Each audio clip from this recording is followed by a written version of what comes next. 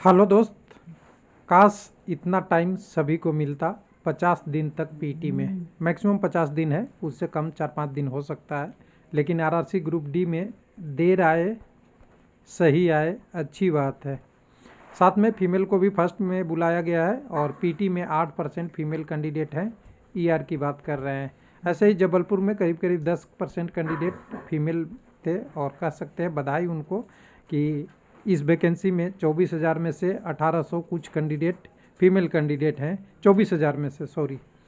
तो चलिए एक एक करके देखते हैं। सारा डिटेल देखने के लिए वेबसाइट पे ही जाना पड़ता है। ईआर कोलकाता का अभी से थोड़ी देर पहले नोटिस आई है।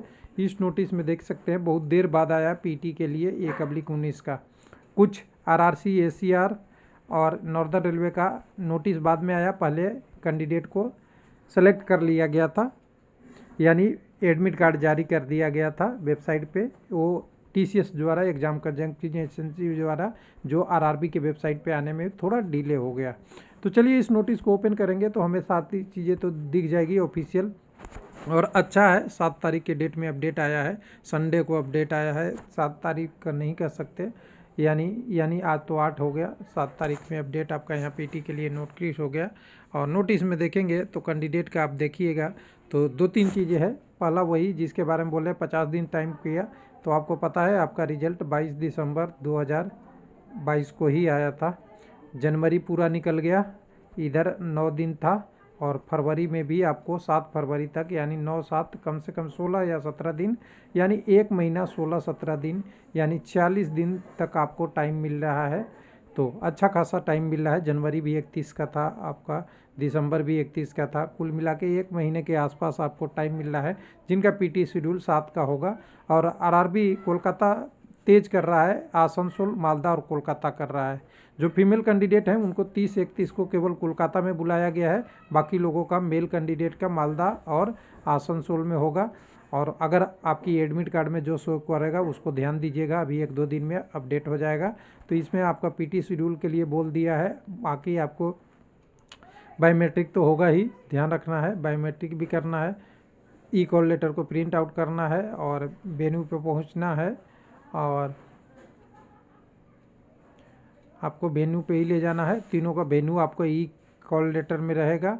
और बाकी चीज़ें आपको लिखा हुआ है कैंडिडेट का, आपका रेलवे डायरेक्टिव के हिसाब से बाकी चीज़ें होगा। बायोमेट्रिक वाला उसके लिए लिख रहा है।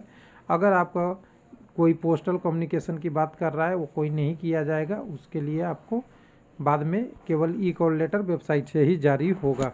तो कह सकते हैं यहाँ पे एक तो है आपका ईआर, एक तो आपका ईआर है यहाँ पे, जहाँ पे कैंडिडेट को लगभग 50 दिन के टाइम दे रहा है। और कोई आरआरसी ऐसे हैं जो 9 तारीख से पीटी हो जाएगा, यानी कल से पीटी का आपका शेड्यूल दिखने लगेगा, भुवनेश्वर का और डब्ल्यूआर का।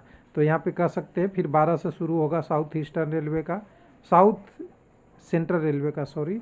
ये तीनों पहले हैं। उसके बाद फिर 16 से बहुत सारे पीटी शुरू हो जाएंगे। 16 से 20 के बीच में बहुत है, 21 के बीच में। उसके बाद एक कोलकाता वाला जो आखिरी अभी दिख रहा है, वो 30 से लेके 7 फरवरी, 30 जनवरी से लेकर 7 फरवरी के बीच में है। तो ये पीटी में लोगों को बेनिफिट होगा। और जिनका अभी शेड्यूल नहीं आया है उनको भी बेनिफिट हो रहा है। रांची में भी 22, 23, 24 तक शायद जा रहा है। ई कॉल लेटर में 22 तक मुझे दिखा है। और नॉर्दर्न रेलवे में भी कुछ ऐसे ही जा रहा है, उनका भी 2 जगह पीटी हो रहा है।